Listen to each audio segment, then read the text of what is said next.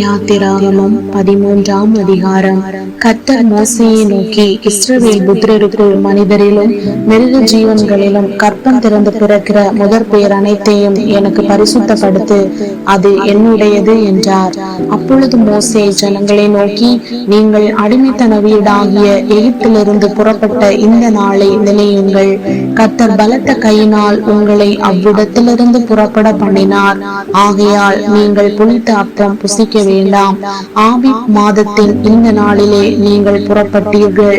ஆகையால் கர்த்தர் உனக்கு கொடுப்பேன் என்று உன் பிதாக்களுக்கு ஆணையிட்டதும் பாலும் தேனும் ஓடுகிறதுமான தேசமாகிய கானானியர், ஏத்தியர், எமோரியர், ஏவியர், எபூசியர் என்பவர்களுடைய தேசத்துக்கு உன்னை வரப்பண்ணும் காலத்தில் நீ இந்த மாதத்திலே இந்த ஆராதனையை செய்வாயாக.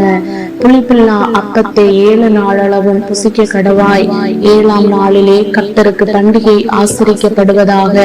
அந்த 7 நாளும் புளிப்புள்ள அப்பம் புசிக்க வேண்டும். புளிப்புள்ள அப்பம் உன்னிடத்திலே காணப்பட வேண்டாம். உன் எல்லைக்குள் எங்கும் புளித்த மாவும் உன்னிடத்தில் காணப்பட வேண்டாம். அந்நாளில் நீ உன் புத்திரனை நோக்கி, நான் எகிப்திலிருந்து புறப்படுகையில் கர்த்தர் எனக்கு செய்ததற்காக இப்படி நடப்பிக்கப்படுகிறது என்று சொல். கர்த்தரின் நியாய பிரமாணம் உன் வாயில் இருக்கும்படிக்கு இது உன் கையிலே ஒரு அடையாளமாகவும் உன் கண்களின் நடுவே நினைப்பூட்டுதலாகவும் இருக்க கடவது. பலத்த கையினால் கர்த்தர் உன்னை எகிப்திலிருந்து புறப்பட பண்ணினார். ஆகையால் நீ வருஷந்தோறும் குறித்த காலத்தில் இந்த நியமத்தை ஆசரித்து வருவாயாக. மேலும் கர்த்தர் உனக்கும் உன் பிதாக்களுக்கும் ஆணையிட்டபடியே உன்னை கானானியரின் தேசத்திலே வர பண்ணி அதை உனக்கு கொடுக்கும் போது கற்பம் திறந்து பிறக்கும் அனைத்தையும் உனக்கு இருக்கும் மிருக ஜீவன்களின் தலையீற்று அனைத்தையும் கர்த்தருக்கு ஒப்பு கொடுப்பாயாக. அவைகளில் உள்ள ஆண்கள் கர்த்தருடையவைகள்.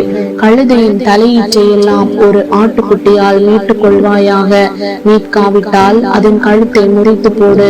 உன் பிள்ளைகளில் முதற் பேரான சகல நர ஜீவனையும் மீட்டுக் கொள்வாயாக.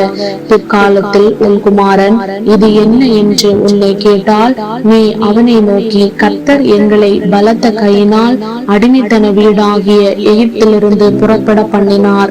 எங்களை விடாதபடிக்கு பார்வோன் கடினப்பட்டிருக்கும் போது கர்த்தர் எகிப்து தேசத்தில் மனிதரின் தலைப்பிள்ளைகள் முதல் மிருக ஜீவன்களின் தலையீற்றுகள் வரைக்கும் உண்டாயிருந்த முதற் பேர்கள் யாவையும் கொன்று போட்டார்.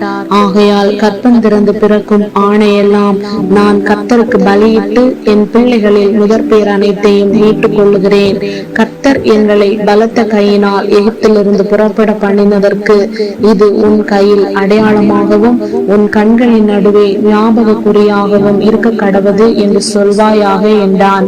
பார்வோன் ஜனங்களை போகவிட்ட பின் ஜனங்கள் யுத்தத்தை கண்டால் மனமடிந்து எகிப்துக்கு திரும்புவார்கள் என்று சொல்லி பெலிஸ்தரின் தேச வழியாய் போவது சமீபமானாலும் தேவன் அவர்களை அந்த வழியாய் நடத்தாமல் சிவந்த சமுத்திரத்தின் வனாந்தர வழியாய் ஜனங்களை சுற்றி போக பண்ணினார்.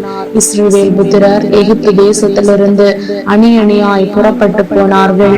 மோசே தன்னோட கூட யோசேப்பின் எலும்புகளை எடுத்துக்கொண்டு போனான். தேவன் நிச்சயமாய் உங்களை சந்திப்பார். அப்பொழுது உங்களோட கூட என் எலும்புகளை இவ்விடத்திலிருந்து கொண்டு போங்கள் என்று யோசேப்பு சொல்லி இஸ்ரவேல் புத்திரரை உறுதியாய் ஆணையிடும்படி செய்திருந்தான்.